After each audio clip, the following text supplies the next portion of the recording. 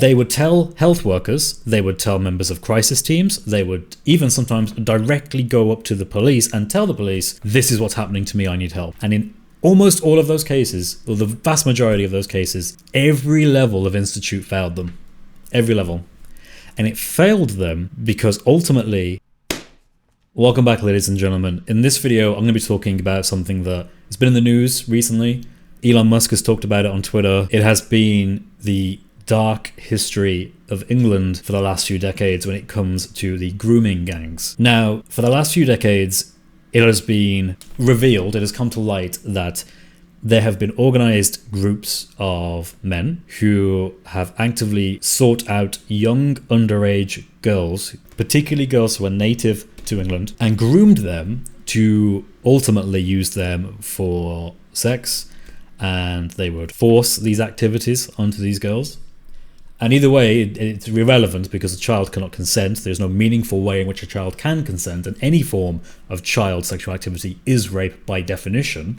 I'll make that absolutely clear. These organized groups were doing this for decades, at least going back to the early 2000s, but I think it precedes that. And it was being done in a systematic, high-level way that managed to avoid pretty much any police investigation for multiple decades, even with consistent pleading, begging from family members to try to get the police to act on this. There are actually accounts of fathers, mothers, uncles, brothers, whoever, going to the police and telling them that their daughter, their sister, is actively being taken advantage of and being sexually assaulted by multiple people, and she's underage, she's 12, 13, 14, 15, something like that, and the police went, nope, we're not going to pursue it.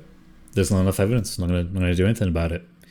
And what's truly tragic is the level of abuse that was taking place to these girls throughout the last 2 or 3 decades. But not only that, it's the response or lack of response by not just the police across multiple different counties, because this issue didn't just take place in an isolated part of England. It took place in many different areas in England simultaneously, by different gangs that all were doing the same idea, the same thing. They were grooming young children, girls, who were mostly native English, and they were getting them to do a combination of running drugs for them, but also they were sexually abusing them and entering into sexual relationships with children, and children cannot consent. Now, that in and of itself is horrifying. That in and of itself is terrible. It's evil. It's something that should be called out. But here's where it gets political. You may think, well, how is it possible that all this was going on and the police just didn't investigate, didn't take people to court, and it just stagnated? No one did anything about it. That's because there were reasons as to why it would be better for the different institutes to look the other direction, to look away. That's because the perpetrators of these horrific crimes across all the different counties in England, so miles and miles apart from each other, were overwhelmingly from minority ethnic backgrounds, predominantly Pakistani. And this led to difficulties in wanting to fully pursue these kind of criminal cases, even though we know they were aware of them going back to at least early 2000s. So why didn't the police want to prosecute them? Why didn't the police investigate, launch some kind of investigation into these organized crime units? This isn't just odd individuals, it's actually a part of organized crime. In one of the reports I read, they actually named the people they believed, it was redacted, but they named the people who they knew were at the top of this organized crime unit and had been doing this for years and had a systematic way of doing it. They would groom children, offer them food. Food seems to be one of the main things from kebab shops that they owned. Not only does this come from a minority ethnic community, but it comes from a minority ethnic community in England that owns takeaway shops, kebab shops, that would offer them food and money and gifts and alcohol and drugs in exchange for sex. And they would groom them into this process over a period of time until they basically have the person either dependent on drugs like alcohol or heroin or cocaine or some form of that, or they were so beaten down physically and mentally that there would be no resistance to them. They would isolate them from their family. They would prey particularly on people who had no close family or were distant from their family or didn't have the strongest bonds with their family, especially kids that were living in hostels, that were living in social care. They had to rely on support of the councils because the councils they knew did a terrible job at looking after these kids. So they preyed on these children to get them into this situation where they can sexually abuse them in the most horrific and horrendous ways possible for multiple years, completely undetected, and it's tragic. And what's so horrifying, the thing that will get to you more than anything else about what I've said so far, is the fact that these girls weren't silent. You might think, oh, well, you know, they never said anything, so how were the police to know? No. These girls frequently talked about their abuse. They would describe what they went through. They would talk about who did it. They would frequently describe the men as Asian. They would call them their boyfriends because that's what they believed they were. These girls are so young, they're children, they have no understanding of the actual adult world. And of course, they've been deceived and groomed into believing this. They would tell health workers, they would tell members of crisis teams, they would even sometimes directly go up to the police and tell the police, this is what's happening to me, I need help. And in almost all of those cases, or the vast majority of those cases, every level of institute failed them. Every level. And it failed them because ultimately the only way this would ever be resolved is if the police would take action, find the men who were doing this, place charges, arrest them, take them off the streets, and deal with the actual issue. But the police never did this. And when you look at the reports, and just so you guys know, in 2004 there was a report, there was an operation, I think it's like Operation Augusta. Let me check that. Yeah, look at this. Look at this. I'm reading this here from the Greater Manchester website, and I'm going to focus on Greater Manchester for this because it's in Rochdale in particular, because it's so bad, and there has been multiple reports and multiple operations trying to solve this, and every single report points out the same failures, and yet the police force and other institutions don't do anything about it apparently. But let's read this, and you can see what I mean. The report, written by child protection specialist Malcolm Newsome, CBE, and a former senior police officer Gary Ridgway, considers the Operation Augusta investigation, which was launched by Greater Manchester Police following the death of 15-year-old Victoria Agolia, who, after years of abuse and days after she was injected with heroin by a 50-year-old man, died in hospital of an overdose in 2003.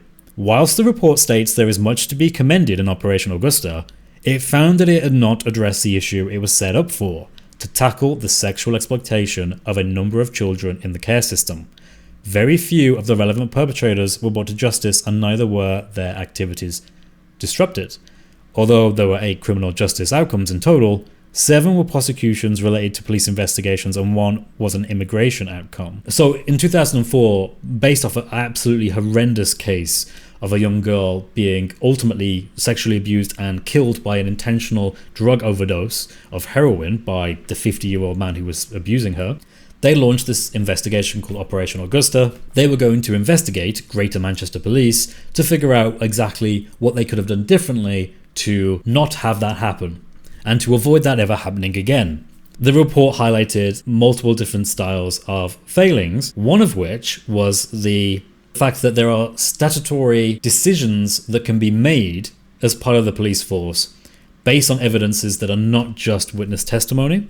You can look, for example, for signs of physical abuse, signs of sexual assault, signs of drug use, coercion, so on and so forth, and they can make cases and press charges based off that kind of evidence.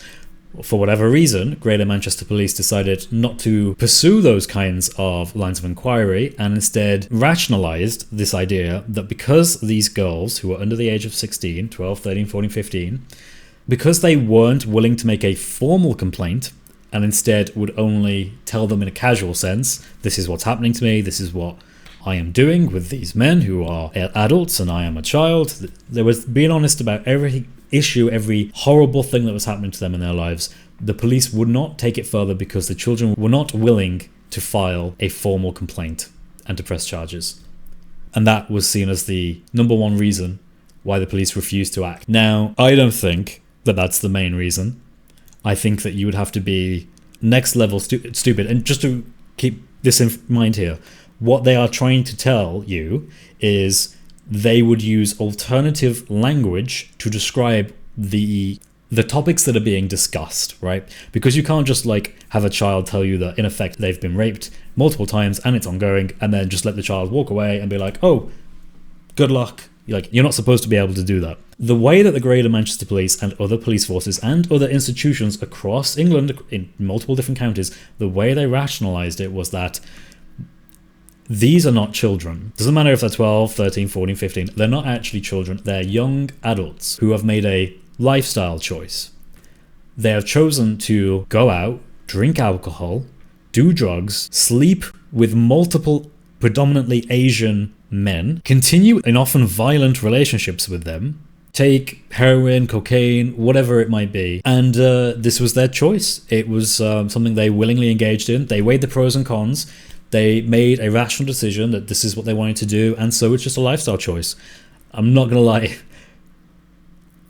That's so evil. That's so just thinking about that. The idea that there are people, and I really want to stress this, there would have been meetings in multiple institutions, whether it's crisis teams, whether it's social care, whether it's police forces. There would have been meetings where they discuss cases of known girls who have told them personally that they are going through this stuff. And they would have had to have made decisions based off that information, and they would have had meetings at tables. They would have had an agenda, and they would have had minutes, and they would have recorded what was said. In fact, we know this because it's in reports. And they came to the same stupid and bizarre conclusions that there isn't enough evidence because they won't make a formal complaint. It's not our responsibility, it's a different institution's responsibility. We forward it on to them, they'll deal with it. We're not going to actually make any decisions this meeting. We're going to forward it on to someone else who will hopefully make a decision with some other group at some other time, but we won't chase it up. We can't do anything if these girls are willingly doing this. And my absolute favourite, yes, we did have a meeting to discuss this 12-year-old girl that came up to us and told us she was being repeatedly raped, but we lost the minutes. So we have no idea what was said in that meeting, and funny enough, none of us remember. For anyone who's ever been in a meeting, like if you do this for work, for example, you will know that there are productive meetings and there are non-productive meetings. And non-productive meetings tend to use the same techniques to make it look like there's been some kind of actionable checklist of things to do after the meeting that have been talked about in the meeting that we have agreed we will go and do this, and then you go and do it, and that's a productive meeting. But there's also certain things that non-productive meetings do, which are telltale signs that people are intentionally not wanting to make a decision.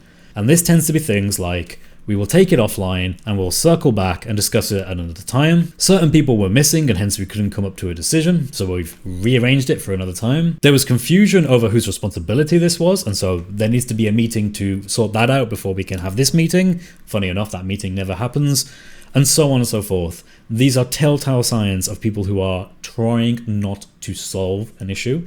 They're just pushing it away because there is some reason they might have for not engaging in this. And I think it's very clear, which the reports also say, that this is probably because it's racially motivated. The people who perpetrate these crimes, who are part of organized crime gangs across the country, are of an ethnic minority. They are Pakistani majority, and they don't want people to be aware of this. Let me just quote to you something that Elon tweeted, and I think this kind of sums up the thinking that people had in England when this was going on and how they chose to address it. In Rotherham, a senior police officer told a distressed father that the town would erupt if the routine abuse of white children by Pakistani heritage men became public knowledge. So again, they knew about this. It wasn't as if this was just something they hadn't figured out. They were all aware that for some reason these guys were from a particular minority group. This was clearly a case of in-group, out-group bias, where an ethnic minority had for whatever reason decided that their in-group was predominantly Pakistani men and their out-group was predominantly native white English girls who were underage, who they're specifically grooming and specifically targeting. One parent concerned about a missing daughter was told by the police that an older Asian boyfriend was a fashion accessory for girls in the town. Notice again this whole idea that these aren't girls, these aren't children in the eyes of the police, these are young adults who are making an informed decision to live a lifestyle choice. Man, that makes me want to vomit even saying that. That's absolutely disgusting. The father of a 15-year-old rape victim was told the assault might mean she would learn her lesson. Ah yes, the old, it must be their fault. They did something wrong. They were hanging around the wrong people, so they are the ones to blame. If only they had done things differently, then these predominantly ethnic minority Pakistani men would not have chosen to sexually abuse them. Blaming the victim 101. And it's a child, by the way. It's a child victim that is being blamed for what happened to them. The very lowest depths of evil there. The very lowest depths. Before I end this video, because I honestly cannot keep reading about this because it is actually too upsetting. It actually is. It's very difficult to record this video, but I'm going to try and power through this before I end. There is a ton of things that you can read further about this that will give you more details. There are a lot of high-profile cases of particular girls who were killed tragically And the more you read about them, the more it will make your heart break, particularly when you see how they were treated by social care, by the police, just multiple institutions, by local councils, how they all failed to appropriately give these girls the help and the protection they needed. But let's look at this before I go. This is the review for what is basically... let me read this. So first of all, independent assurance review of the effectiveness of multi-agency responses to child sexual exploitation in Greater Manchester. Part 3, the review into Operation Span. Operation Span is a particular operation that was launched in response to these events coming to light, and certain independent bodies wanted to evaluate the Greater Manchester Police's effectiveness in dealing with these issues. Let's see what they have to say about this. So I want to point out here's the contents page. It talks about Operation Span, which is what this is covering, this report and its conclusions. What's really interesting as well is there's another operation, Operation Doublet, which also tried to find very similar things that this operation found. You see here, chapter 12, the allegation that the crisis intervention team failed to appropriately refer their concerns to the statutory agencies. To be fair, having read this, it seems as if actually the crisis teams are actually some of the best or the better institutions involved in this. They actually did seem to try and help people, as far as I can tell from my reading. But let's go to page 31. Right, let's just read this. In our first report on Operation Augusta, which was an earlier report done back in 2004, we looked at the severe exploitation and death of Victoria Agolia in 2003. In summary, in the 2 years before her death, while in the care of Manchester City Council, Victoria Agolia was repeatedly threatened, assaulted, returned intoxicated and in distress, gave information that she was involved in sexual exploitation, alleged rape, and sexual assault, requiring medical attention. Let that sink in for a second. She required medical attention from these sexual assaults, became involved in the criminal justice system, and had several pregnancy scars. She actually gave birth from this. In our report, we noted that there was evidence of some multi-agency meetings, but none of these occasions resulted in Section 47 child protection investigation to protect Victoria from significant harm. Regrettably, we have found that the lessons to be learned from the tragic death of Victoria Agolia in 2003 were not followed through by the actions of the Greater Manchester Police. We have found many examples in the case studies we considered of children who disclosed exploitation continuing not to be protected from significant harm, and the child's unwillingness to make a formal complaint being repeatedly used as an explanation for not pursuing these investigations and tackling their abusers. Ladies and gentlemen, this is what we refer to in England when we talk about the grooming gangs. These were brought to light actually by other prominent figures. Tommy Robinson was one person who was calling this out back in early 2010s. He wasn't really... Actually, I think it may have been before 2010. He wasn't taken seriously. A few years later, all of this came out to media attention and the whole world took it very, very seriously. Although there have been some convictions, some charges that actually were made and did stick and did result in people being trialed and found guilty. These were nowhere near the amount that people in these reports found. People in these reports highlighted tens, if not hundreds, of likely probable sexual exploiters of children, the overwhelming majority from Pakistani ethnic minority backgrounds. And you're talking of only a fraction of those ever faced any consequences for their actions, up until today. Even today, there just hasn't been any desire to invest significant amounts of resources and money into this. There just hasn't been. And the English people on a whole see this as being a case of putting political concerns, fears of being perceived as racist or somehow anti-ethnic minority or anti-multiculturalism as some sort of lofty idea where we sacrificed our children basically to those ideas. And we looked the other way. We told people that they were adults. We told people that they were adults making lifestyle decisions. And that's one of the black stains on our recent history. And it's something that is probably still ongoing. It's probably something that hasn't been addressed because there isn't at any political level any actual will to do that, because you're going to be looked at as being pretty racist for doing that, because unfortunately the majority of the people that were involved in these crimes happen to be from mostly a Pakistani background. To all the politicians, I hope it was worth it. I hope the commitment to multiculturalism and pluralism and tolerance at the ultimate extreme to tolerate anything was worth the lives of these children, both those that died and those who will never be able to deal with the horrific events that they were forced into, that they had no choice to, that they couldn't consent to, in their hundreds, thousands, the estimates are horrifying. There's some even estimates going up to 1 million children over these decades that have been exposed to this. I hope it was worth it. If you want to learn more about this, you can be prepared for some very difficult reading. I struggled immensely to read this. I've always known about this, as every person in England does know about this, but looking into it more, you need thick skin, because you'll get angry and you'll get upset. But anyway, God bless you all. Thank you for watching this video, and I'll see you in the next one.